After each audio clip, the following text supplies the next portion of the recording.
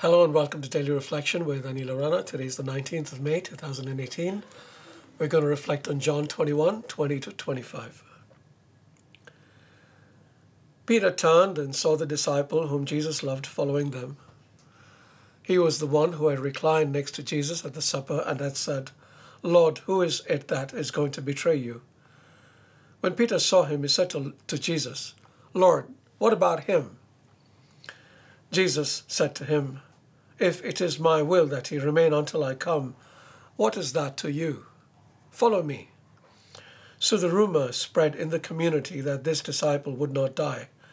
Yet Jesus did not say to him that he would not die, but, "If it is my will that he remain until I come, what is that to you?" This is the disciple who is testifying to these things and has written them, and we know that his testimony is true. But there are also many other things that Jesus did. If every one of them were written down, I suppose that the world itself could not contain the books that would be written, the gospel of the Lord. Today's passage is a fascinating look at human nature, and if you really reflect upon what happens here and put what you learn into practice, you will lead a happier, more contented life.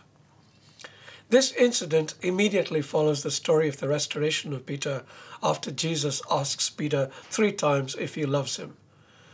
Peter, of course, said yes 3 times, and after each yes, Jesus gave him a responsibility over his flock. "Feed my lambs," he said the first time.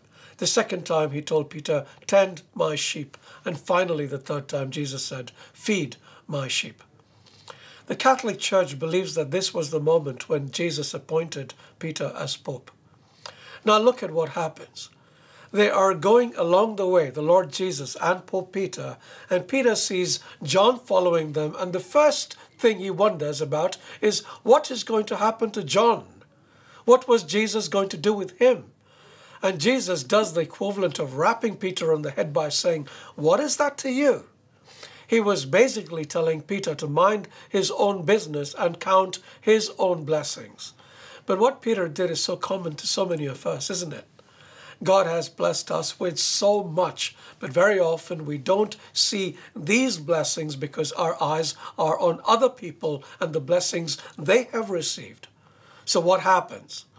We get jealous because the other person always seems to have more than us.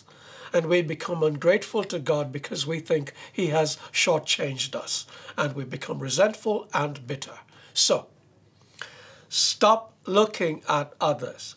Look at what you have been given, and believe me, it is a lot more than what you will know what to do with. And be happy.